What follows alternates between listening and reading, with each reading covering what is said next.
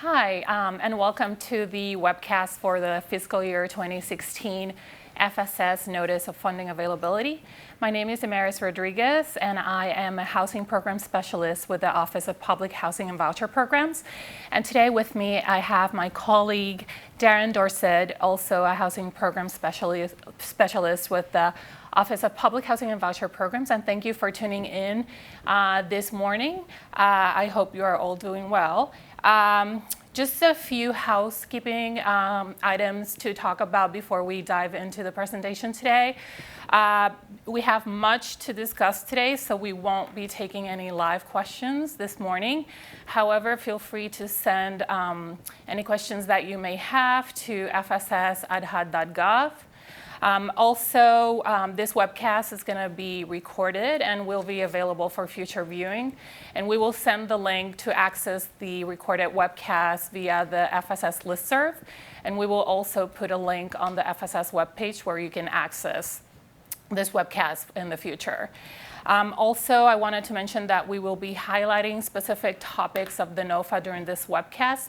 However, we won't be covering every single item of the NOFA during this webcast, so please do read the program NOFA in its entirety and also the fiscal year 2016 general section. Okay, so let's get into it. Here you have an agenda with a list of topics and also slide numbers for future references. And let's go into an overview of the NOFA. The due date is April 20th, 2016, and applications must be received and validated by grants.gov by that date. We will get into more specifics about what it means for an application to be received and validated later on in the training. Also, there's approximately $75 million available in funding under this NOFA. And like I mentioned before, please read the entire FSS NOFA carefully and the fiscal year 2016 general section as well. Both of those documents comprises the full set of application submission instructions and requirements that are applicable to the FSS program. You may access a copy of the NOFA and general section through grants.gov and also through HUD's Funds Available webpage. However, the application itself, you can only access through grants.gov. Okay, so let's get into a summary of the major changes in the NOFA this year. The FSS application form, the HUD 52651, is an electronic fillable form through grants.gov. So it works much the same as the SF424 has worked in the past. Also the form is not going to be found in the instructions download because it's no longer a separate Word document as it was in the past. It's going to be part of the package download. And we'll get into more detail about this form later on in the training as well. Another change in the NOFA this year is that within the total award amount, coordinators may be paid more than the maximum salary, that is $69,000 for a full-time position and $34,500 for a part-time position. And you have a chart here that shows you an example.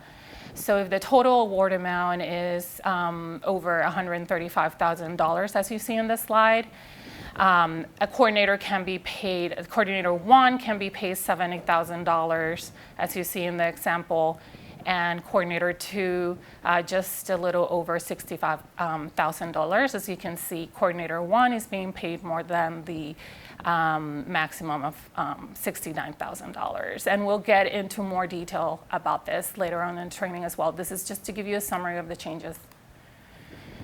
Okay, so funding categories 2 and 3.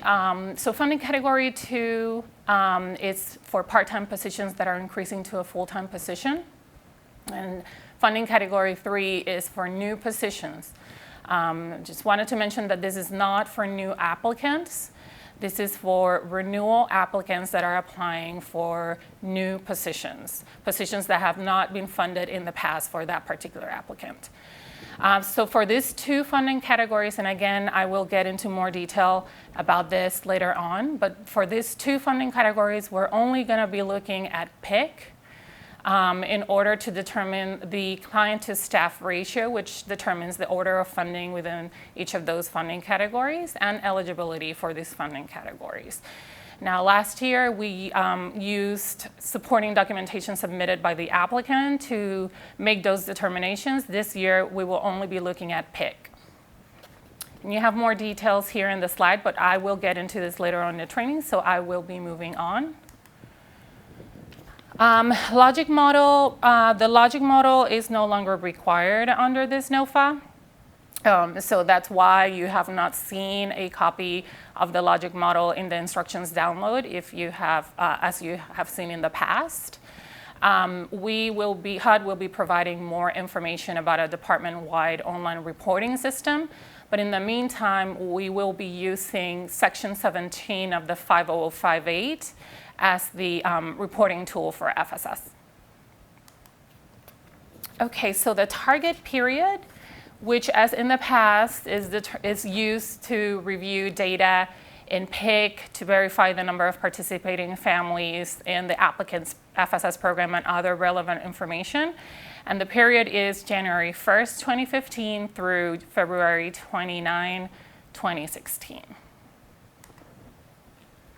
Okay, so let's get into eligibility information.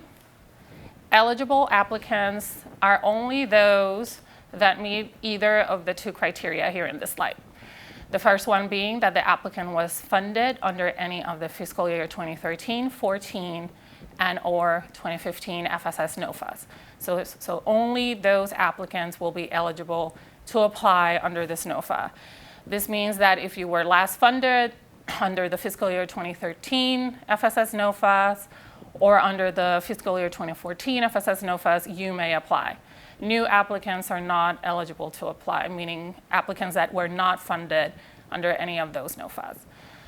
Also, applicants that received an FSS program through a transfer or consolidation from a PHA that was funded under such NOFAs are eligible to apply. However, HUD records show that there are no transfer or consolidations that affect eligibility under this NOFA, so that particular category is not applicable here. Joint applicants, if you did not apply jointly under the most recently funded NOFA, you may not apply jointly under this NOFA. So only applicants who applied jointly under the most recently funded NOFA may apply jointly this year. If you did apply jointly and were funded as a joint applicant under the most recently funded NOFA, you may not add new joint applicants under this NOFA. However, you may change the composition of the joint applicants to remove any members or change a co-applicant to a lead applicant or vice versa. And also, if you were funded as a joint applicant under the most recently funded NOFA, you may not apply separately under this NOFA, and this is mainly because of the potential impact allowing joint applicants to apply separately may have on the available funding amount for awards to other applicants.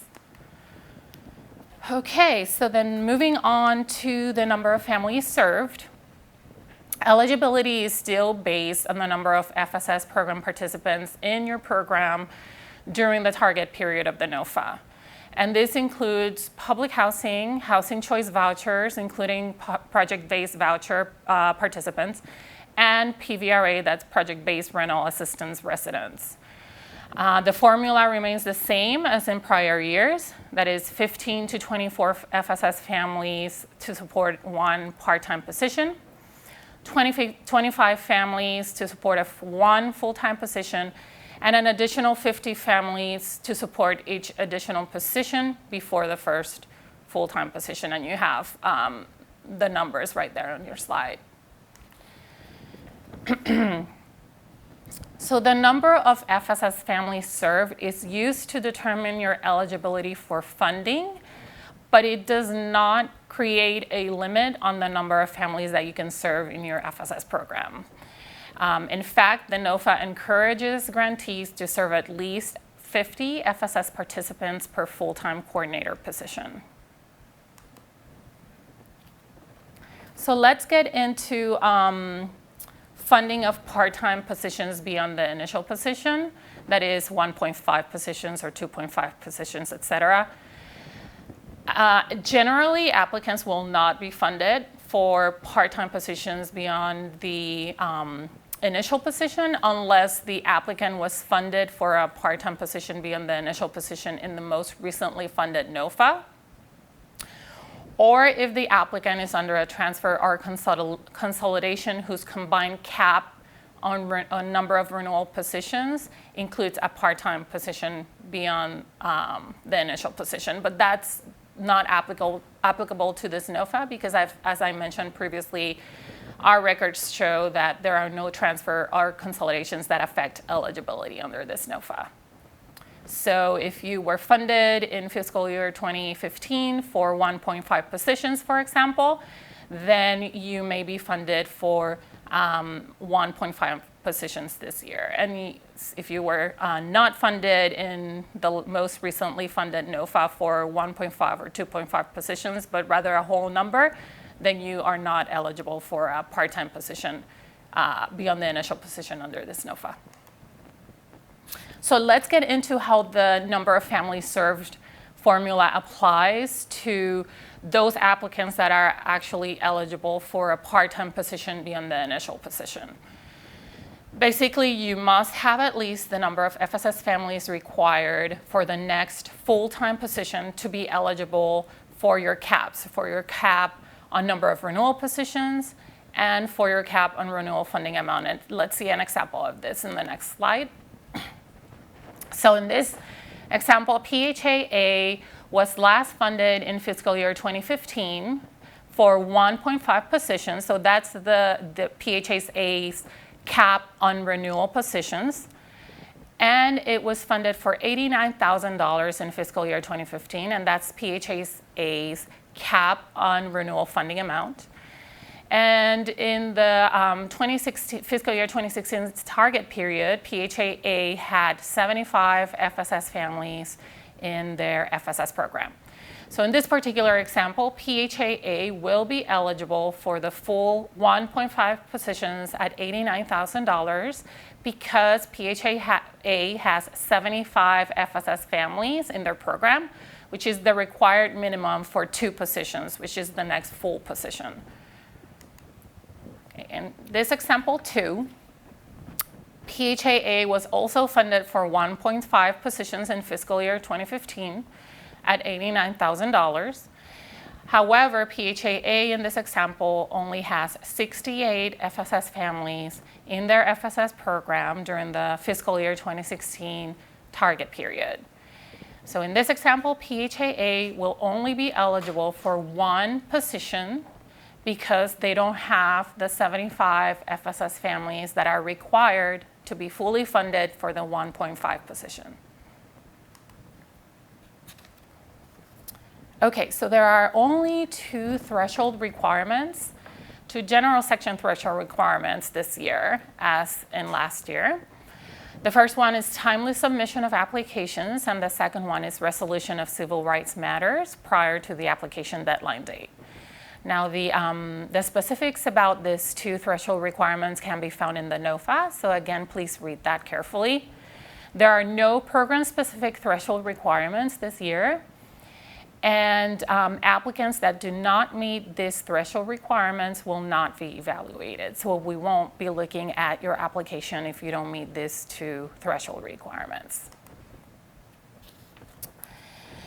As last year, there are a number of general section requirements that apply differently under the FSS NOFA, and those are listed here in the slide.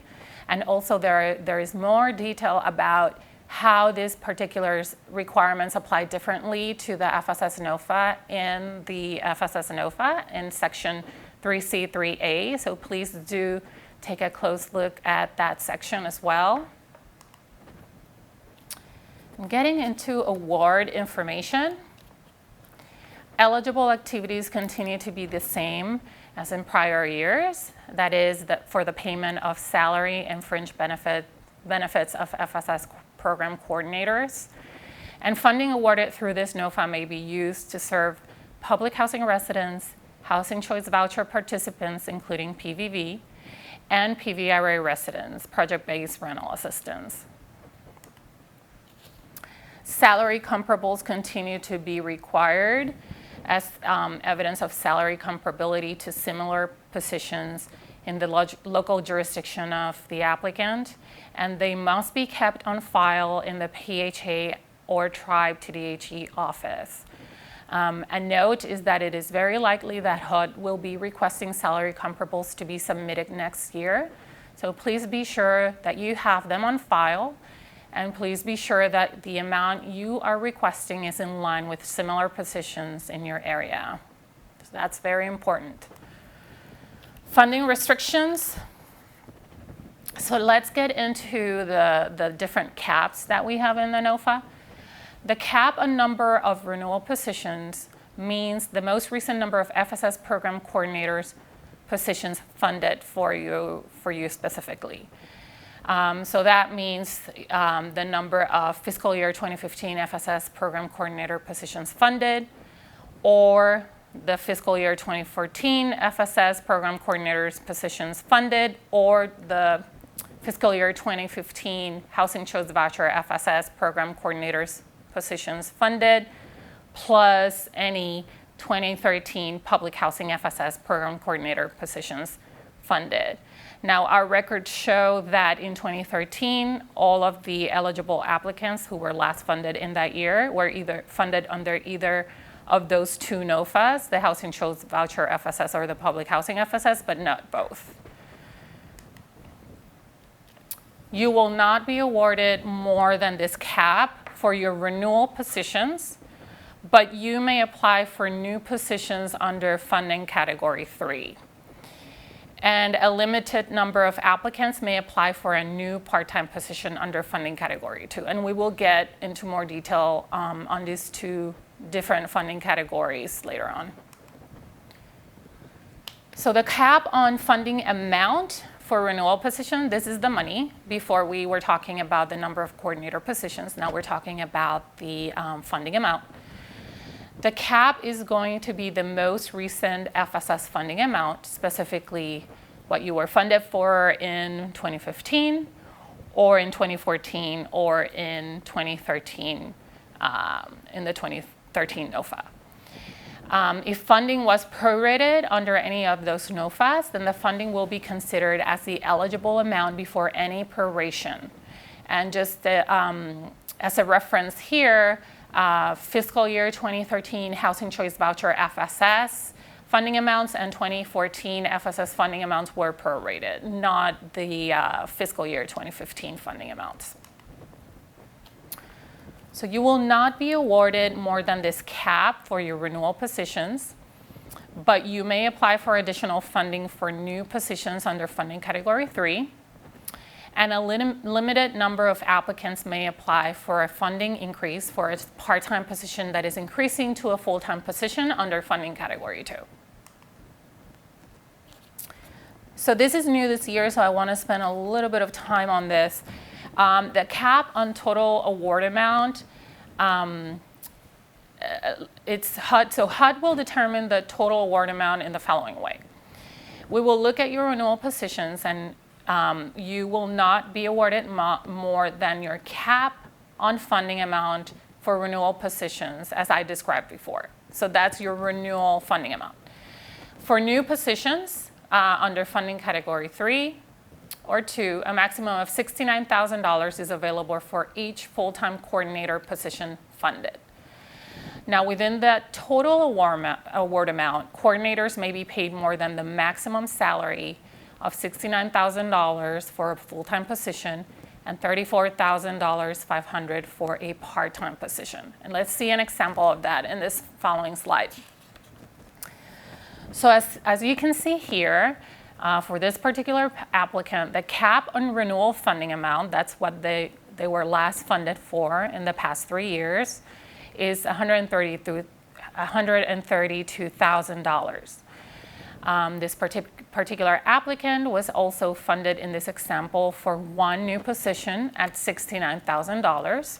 So the total award amount is $201,000.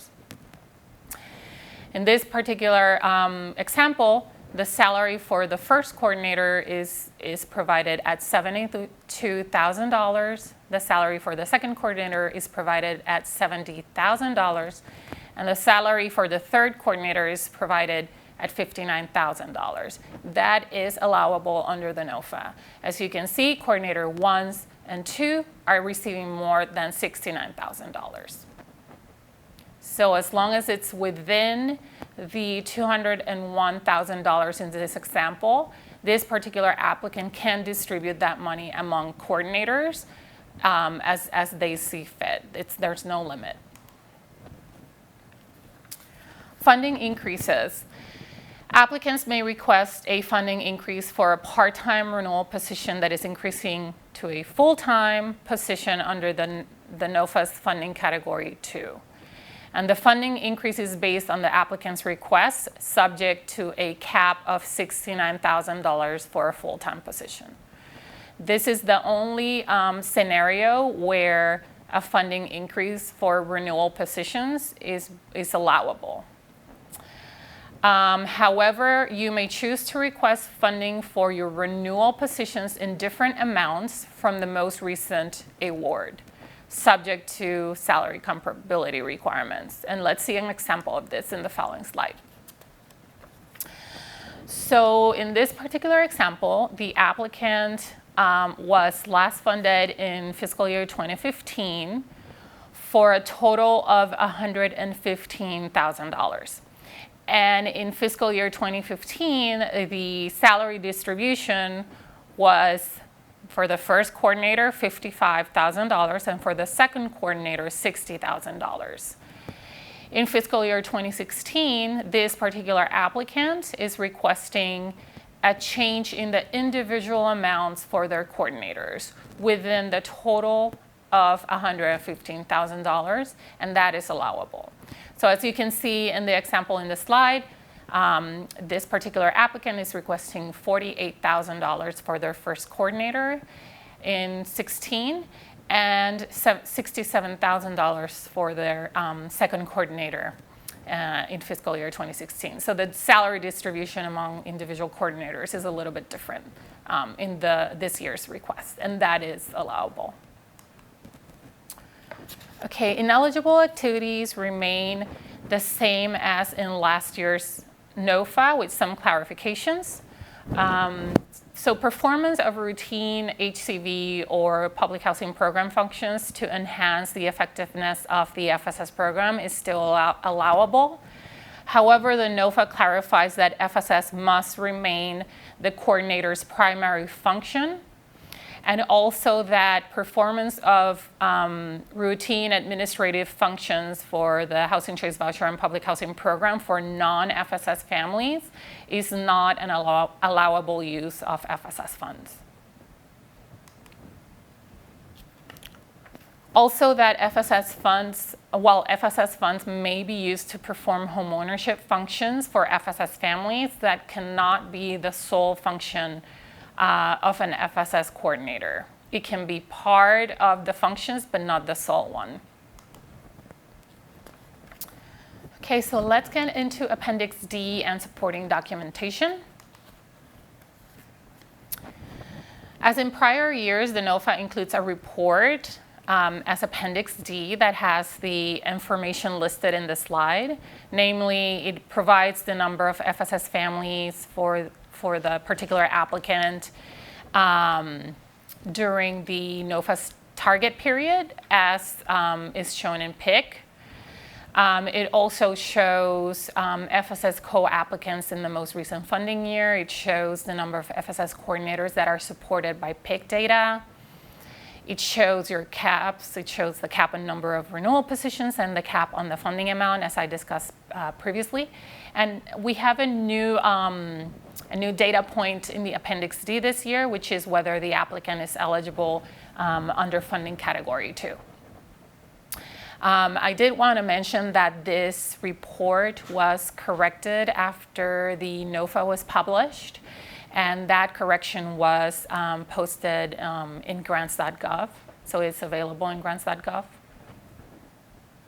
And that was the only correction to the NOFA after publication.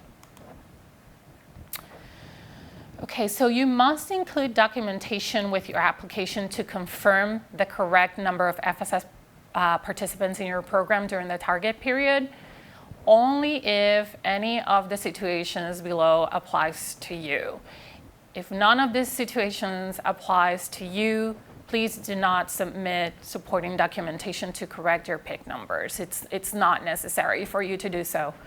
So the situations are if you are requesting more renewal positions than the number of FSS coordinators that are supported by PIC, as is shown in Appendix D. And I will get into an example of this in the following slide. If your data is missing from the PIC report from Appendix D, but you are an eligible applicant, please do submit supporting documentation to correct the PIC numbers. If you are a tribe or TDHE, you must also submit supporting documentation because you would not be entering information into PIC.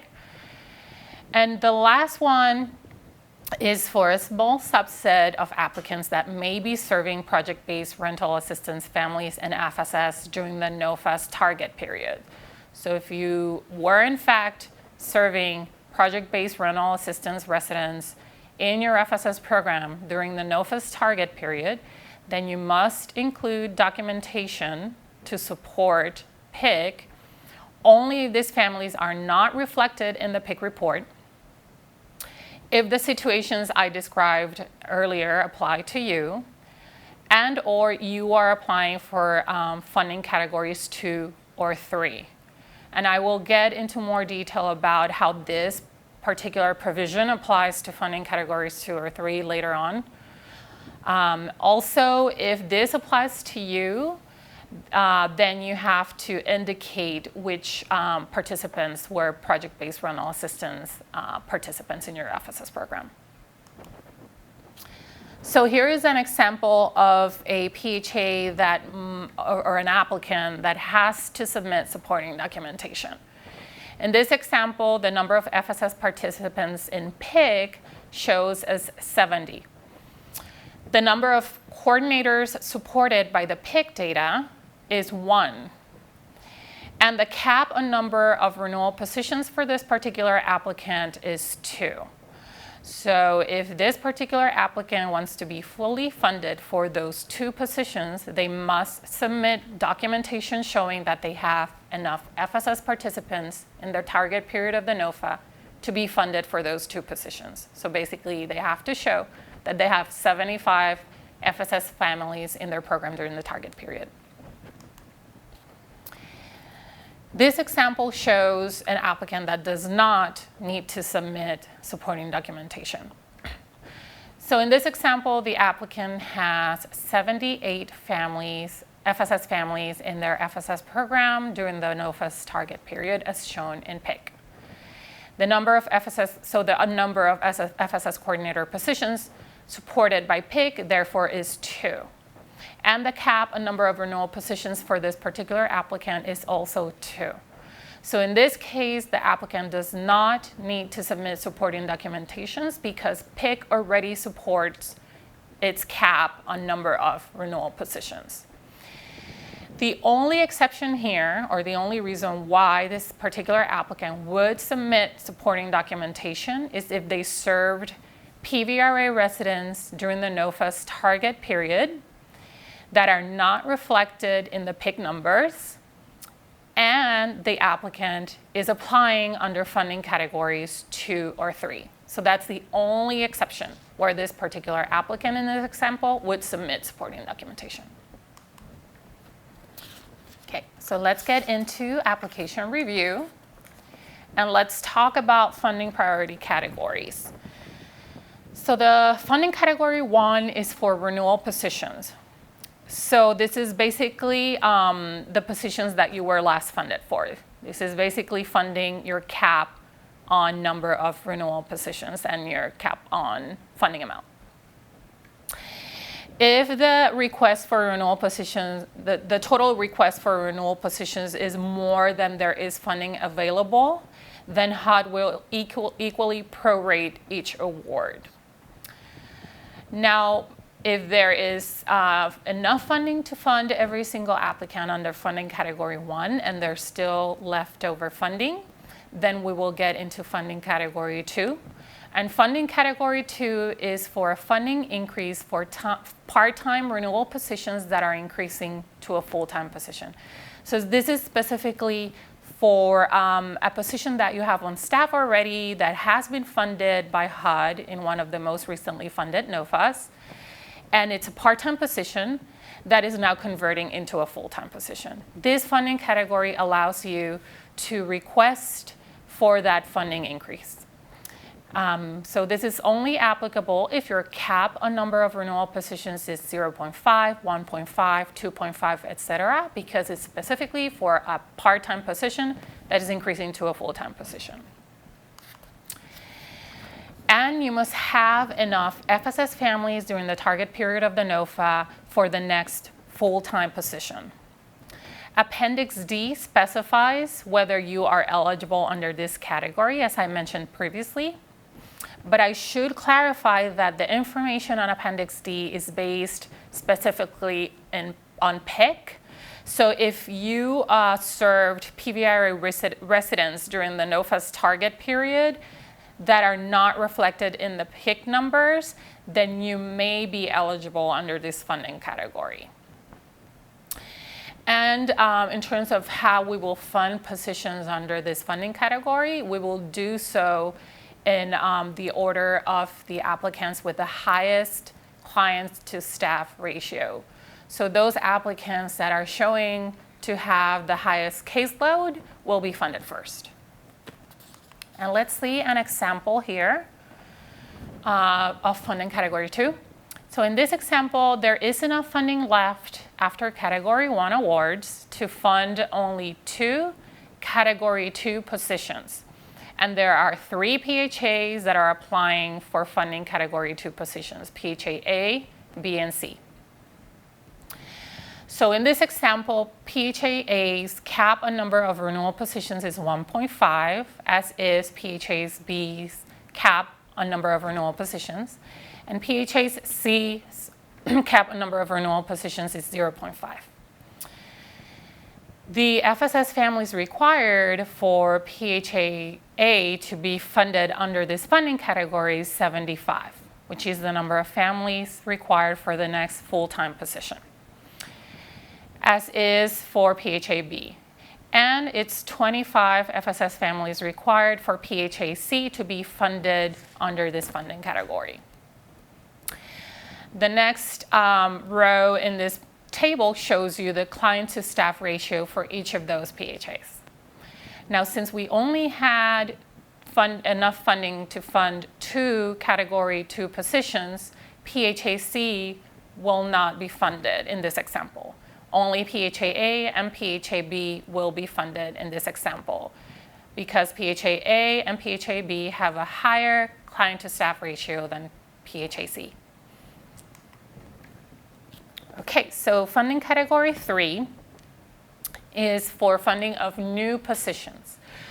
I wanted to clarify that this is not a funding category for brand new applicants.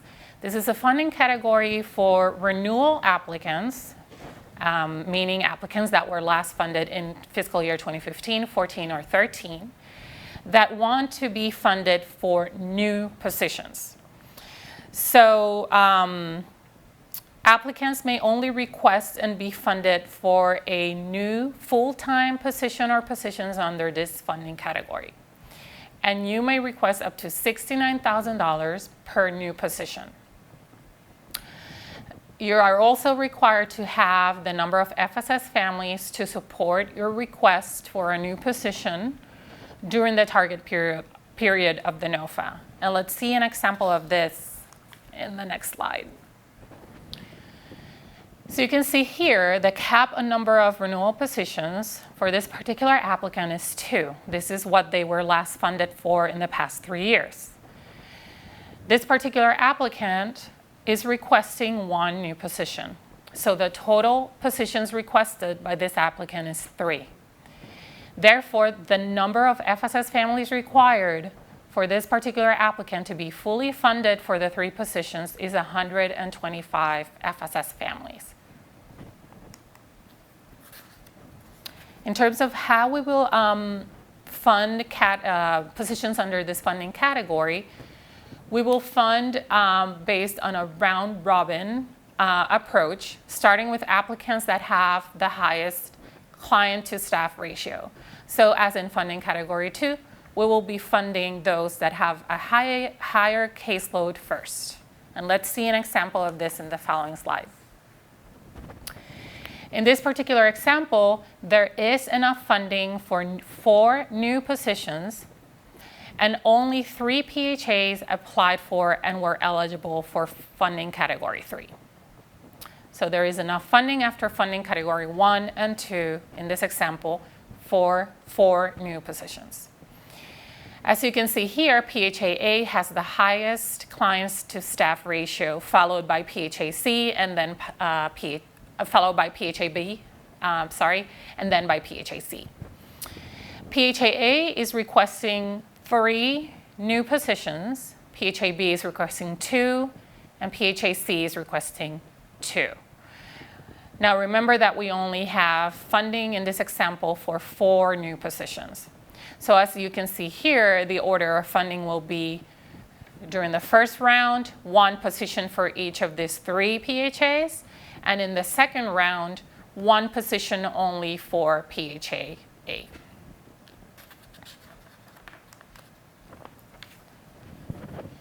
Okay, so as I mentioned previously, only PIC will be reviewed in order to determine the client-to-staff ratio and eligibility for funding categories 2 and 3. 60 days from the publication date of the NOFA, that is May 20th, 2016. In May 20th, 2016, we will repull the PIC report used to generate Appendix D, using the target period of this NOFA. You have until that date, May 20th, 2016, to update your FSS information in PIC, and also we will be issuing guidance on PIC and FSS reporting to help you with that. This new PIC pool will be used solely for determining the client-to-staff ratio and eligibility for funding categories 2 and 3. Only the following applicants are exempt from only using PIC to determine the client-to-staff ratio and eligibility for funding categories 2 and 3, meaning that they can submit supporting documentation to correct the PIC numbers. So the ones that are exempted are tribes TDHEs, moving to work PHAs, and PHAs that served project-based rental assistance families in their FSS programs during the NOFA's target period. Now, it's important to clarify that only those PVRA families will be considered as additions to the numbers reflected in PIC for the review of all funding priority categories. And PVRA families must be clearly indicated in the supporting documentation that you submit. You need to only submit 1 application even if you are applying under more than 1 funding category. Your FSS application form, the HUD 52651, is going to indicate to us which funding categories you're applying under. And in that token, please read the NOFA carefully for instructions on how to fill out that form. And also Appendix C provides a visual representation of how to fill out the 52651 if you are applying under funding category 2. So there will be no rating and ranking under this NOFA, and we're not implementing any particular competitive factor under this NOFA either. However, we are planning to do the following things. We are planning to publish a notice with guidance on PIC FSS reporting and require that PHAs correct their information in PIC. We will be making available an online training for all PHAs and field offices on FSS best practices. And we will be reviewing a PHA's performance by way of an overall composite score of several performance indicators for each FSS program. We're still in the process of determining what those indicators will be, but that is something that we are planning to start implementing in the future. There will be no new reporting tied to the determination of this composite score. And we're planning for applications with low scores to enter into a remediation plan to get those scores up. And lastly, I'm going to be talking about FSS statutory and regulatory requirements, just some elements of those requirements. Please do read the NOFA carefully for all of them. And after that, I will hand it over to my colleague, Darren Dorset, who is going to walk you through the application submission process. But before we do that, let me get into this. So project-based rental assistance. PHAs may offer enrollment to residents residing in PVRA properties that are managed by the PHA, and this is PVRA properties that have been affected by RAD or not. Or PHAs may partner with PVRA owners to offer enrollments to residents in such properties. I do want to note, though, that FSS participants whose public housing assistance is converted to PVRA assistance under RAD continue to be eligible for participation in FSS after their housing is converted. For all other PVRA residents, PHAs may offer, but are not required to offer enrollment in their FSS program. PVRA owners that are not PHAs may implement their own FSS programs, but they are not eligible to apply for funding under this NOFA. And here, PHAs that convert all of their public housing ACC units to PVRA through RAD will only be able to apply for funding if they also administer a housing choice voucher program. And this is because PVRA owners are not eligible to apply for funding under the NOFA. If your PHA has converted all of your public housing ACC units to PVRA and you do not manage a housing choice voucher program, then you may continue using FSS funding granted to you prior to the RAD conversion. And you may also partner with another PHA that has an FSS program to continue serving those families. So this is what I have for you today. I will hand it over to my colleague, Darren Dorset, that's going to walk you through the application submission process.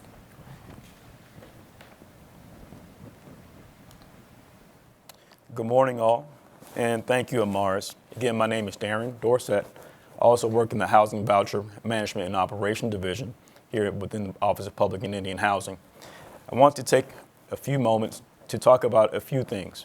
I want to go over some of the technical requirements to submit your application, some of the mandatory forms, and some of the reporting requirements, and also provide some basic contact information for you.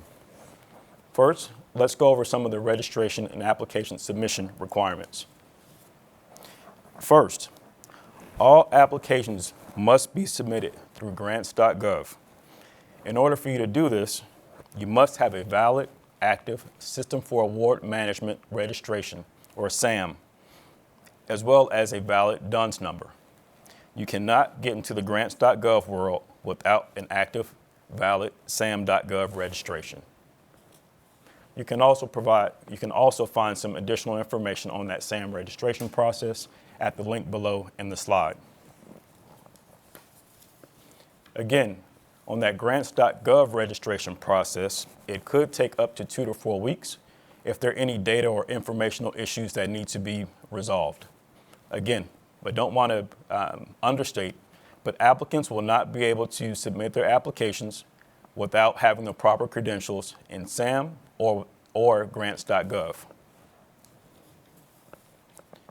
Continuing on with the grants.gov registration process. If your authorized organization representative, or AOR, has changed, we want you to follow the steps that are detailed in the Organization Applicant Registration tab on the grants.gov website. Additionally, if you're the e-business point of contact, or eBiz POC, they'll also need to authorize the AOR role. Again, this authorization truly protects organizations from individuals who may submit applications without permission. Moving on, continuing with the grants.gov process. If your eBiz point of contact has changed in the SAM registration, please make sure that the new eBiz point of contact gives permission to the person submitting the application to be the AOR. You'll also find a quick checklist on the grants.gov website on additional instructions. Most of your questions will be addressed and answered on that grants.gov website. So again, definitely take a look at that link. Again, I don't want to understate it, but again, applicants will not be able to submit their application without going through the proper credentials and submitting via grants.gov. Now, there are only in extreme circumstances will an applicant be able to receive a waiver from the electronic submission requirement. Please see Section 4A of the General section of the NOFA for more information about this. Next, I want to walk through a couple of screenshots to ensure that you find the correct application and that you're applying for the correct grant. First, you need to go to grants.gov and let's find the correct grant, the FSS, or FY16 FSS grant. You can search by using either the CFDA number, which is 14.896, or the funding opportunity number, which is FR 6000-N-04. Once you enter either of those items, you press search, and something should appear. You should have your FY 2016 FSS program application. So for brevity, let's focus on the tab on the far right, which indicates a package, as well as the link at the bottom of the screen, which says to select the package. Again, those two items that are circled. Something else should prompt you. Review the information that's on this screen, which again provides an overview of the grant application that you should be applying for. It'll also ask you some information.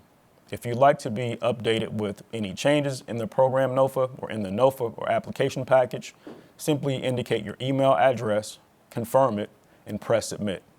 If you do not want to be sent updated information, simply check the box where it says no and press submit.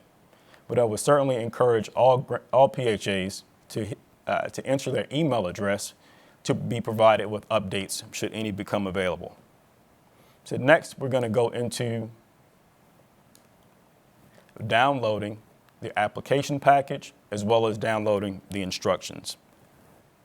You'll see two buckets when you get to this screen. So the first bucket is the download instructions. Another bucket is download package. Briefly, I wanted to review the contents of the download package. The package download contains 3 mandatory forms, the first being the SF-424, the application for federal assistance. The second is the HUD-2880, the applicant recipient disclosure update report form. The third form is the HUD-52651, which is the FSS program coordinator funding form that Ms. Rodriguez talked about. And again, these mandatory forms are already open and they'll be available for you to use by simply scrolling down the page. You'll also find some optional forms should you need them. The first being the SFLLL, which is a lobbying form. If it is not applicable to your organization, please do not submit with your application. You'll also have an attachment form. Again, as Ms. Rodriguez mentioned, we are not going to be using faxes under this application. So again, if you're submitting an ad hoc report or additional documentation to support your request for additional positions, please use the attachment form and submit the information. So next, a few things on the download package. A couple of quick updates. The logic model, as Ms. Rodriguez mentioned, is no longer part of the NOFA, so you will not find it. Additionally, again, we're no longer accepting faxes to support applications. So grantees or PHAs that were used to using a fax and sending it to the HUD 1010 fax number, don't do that this year. Again, faxes will not be accepted to support application this year. First, let's go over the SF424. As we have encouraged you in the past, we want you to complete this form first and complete each section.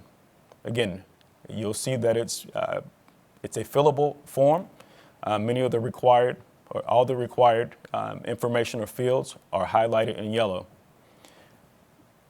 Please look at section 4B, 2B of the FSS NOFA for specific information on completing this form. The second mandatory form is the HUD 2880. Responses under Part 1 determines whether or not you should complete the rest of the form. I want you to look at the general section of the NOFA, section 6C, 6D, 11B on page 23 of the general section of the NOFA for additional instructions, and it also includes a link for some instructional video for applicants or recipients. This is a quick screenshot of what the 2880 looks like. Again, all PHAs or all potential applicants, they'll respond yes to question number 1, and depending on how much you're applying for under this grant, will be yes or no for section number or question number 2. Again, you have to fill out both responses in Part 1, question number 1 and question number 2.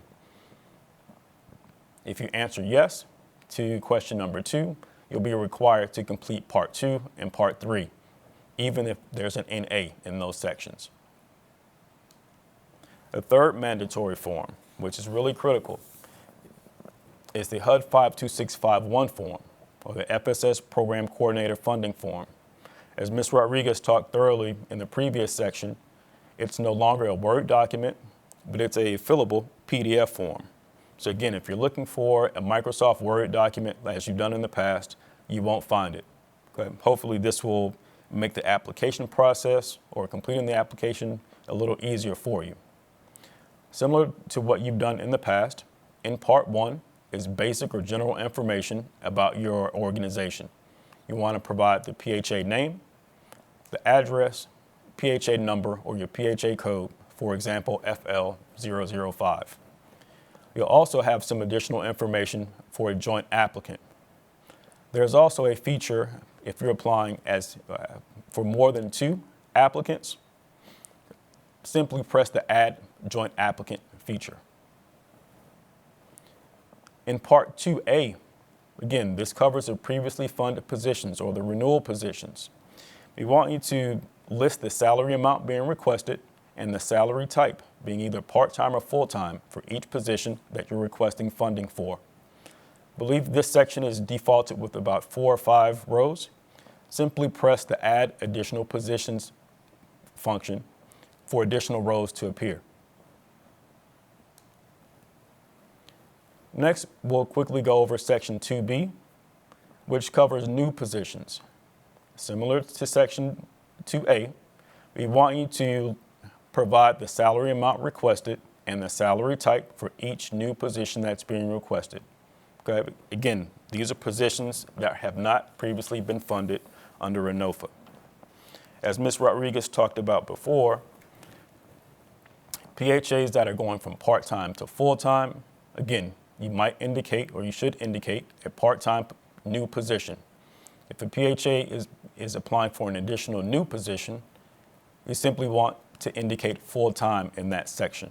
Okay? So again, part-time renewals trying to go to a full-time position, you'll indicate part-time in this section.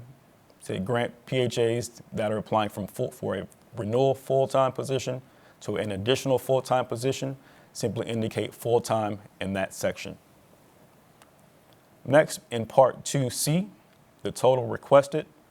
Again, this information is auto-populated based on your responses in Part 2A and Part 2B.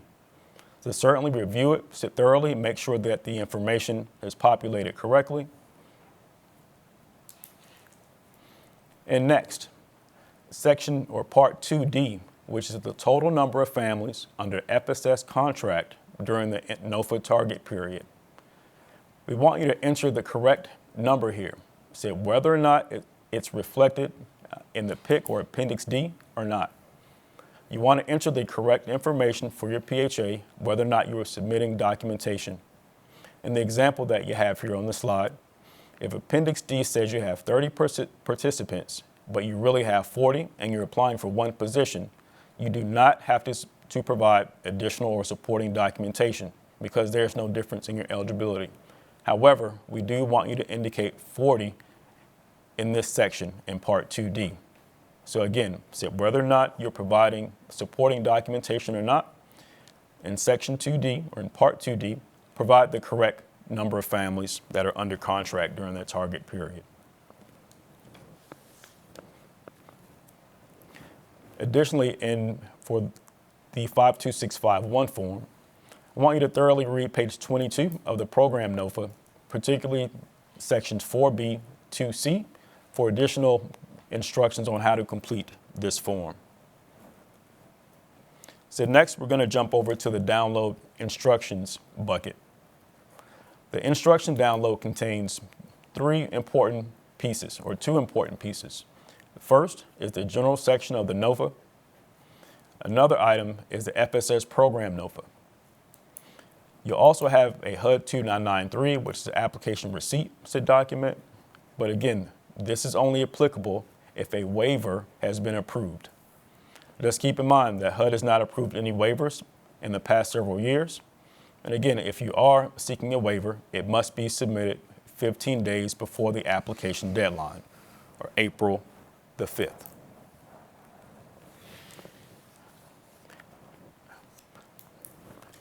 Next, let's move over to a few application hints. Again, certainly register for updates via grants.gov. Also check grants.gov for additional information on registering. You can find a lot of information here, so certainly use grants.gov resources. Once you have submitted your application, you're going to be looking out for an email. Okay?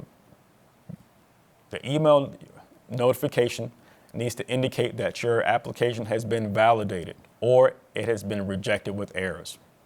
The only way for you to determine whether or not your application was rejected with errors and reasons why, you have to log into grants.gov, select applicants at the top of the navigation screen, and select Track My Application from the drop-down list. Again, certainly look out for the validated or validation email. That's the only indication to know that your application has been forwarded to HUD. So we certainly recommend PHAs to apply at least 48 hours before the deadline date. Again, this will provide you enough time to research any issues that have happened and provide correct responses. Again, don't assume that the application has been submitted until you receive the validation notice or email. Again, so once you have received the validation email, you're good to go. Should you provide your application right on the deadline date, we don't have a chance to validate it. So again, you will have a 1-day grace period beyond the application deadline to submit the corrected application information. Again, there will be no grace period for paper applications. Again, don't want to understate it, but look out for an email that says your application has been reviewed by the grantor agency and has been assigned an agency tracking number. So this means that your application was received and it's been validated and it has been forwarded. If there's a problem with your application, an email will be sent to the person designated in your registration not within your application. HUD has not been able to review it yet. So again, the person that's designated in your registration, make sure that he or she is checking their email in anticipation of that validation email. A couple of hints. Again, this is related to deficiencies. All deficiencies will be sent by email this year, so do not look out for a fax or paper or a letter that's going to be mailed to you. Everything is going to come to you via email. Make sure that someone is available to respond to deficiency notices and provide the responses in a timely fashion. And another additional hint, make sure that you save any email correspondence or any email validation, log number, etc., that you receive from either the grants.gov or SAM registration help desk. Again, this is going to be important to fix any errors. Next, I want to go over reporting fairly quickly. I know we're running out of time here. PHAs, again, this is a reminder. You must report on your FSS enrollments, progress, as well as exit activities through the PIC system using the HUD 50058. A progress report must be completed at least annually for each family's participation in the program. In May of 2015, we've established or we created a series of warnings and fatal edits related to FSS PIC in Section 17. You can find additional information at the link below that covers those fatal edits and warnings. Next, as Ms. Rodriguez mentioned, we'll be working on or we'll be providing some updated PIC FSS reporting information relatively soon. In the meantime, use notice PIH 2011-65 as well as a 50058 instruction booklet to provide information on how to report families properly in PIC. For MTW PHAs, use HUD Form 50058, the MTW, and any additional reports that are required for MTW reporting. Next, a quick overview of VMS, or the Voucher Management System. Due to the combined funding, you're no longer required to report your HCV FSS coordinator expenses for funds made available under this NOFA. However, PHAs must continue to report their HCV FSS coordinator expenses in the VMS for HCV FSS funds made available under 2013 or earlier NOFAs. PHAs must also continue to enter the amount of HCV FSS escrow deposits as well as HCV FSS escrow forfeitures into VMS. As a reminder, amounts expended beyond the FSS grant for the FSS coordinator salary and benefits, as well as additional costs associated with administration of FSS program, as well as office space, etc. Those things will be allocated and must be reported in the VMS as administrative expenses. So really quickly, again, as a reminder, PHAs with the FSS program serving both public housing and HCV families with costs that are not chargeable to funds awarded under the NOFA will be required to develop a cost allocation method that allocates these expenses fairly between both programs. Additionally, look at FSS Accounting Brief number 23 for how to report on these expenses. As Ms. Rodriguez mentioned, a logic model is not required under this NOFA. Additional information on an online reporting system will be made available to you. And again, the logic model is not required for the 2016 grantees. However, FY 2015 grantees are still required to submit a logic model. Additionally, at the end of the year, you're required to submit an SF-425 or federal financial report. Next, here are a few contacts and resources for you. Via grants.gov, contact the 800 number or email address, as well as the website. For SAM.gov related issues, here's the telephone number and website.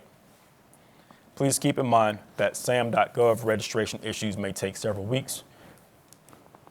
And lastly, general section questions, can send those questions to the number below, the Office of Strategic Planning and Management.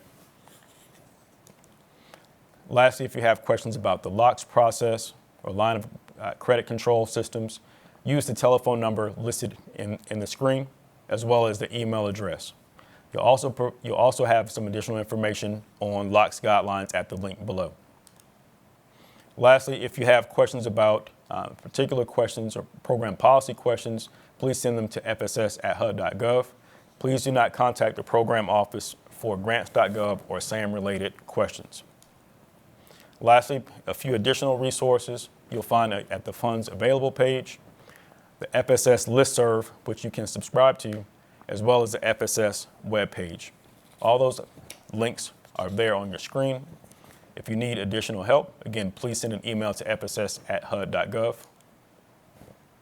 Again, apologies for going a little bit over, but that is an overview of the FY 2016 FSS NOFA funding requirements. Should you have additional questions, again, certainly reach out to any of the agencies at the email addresses provided, or simply send them to fss@hud.gov. Good. Thank you for your time today.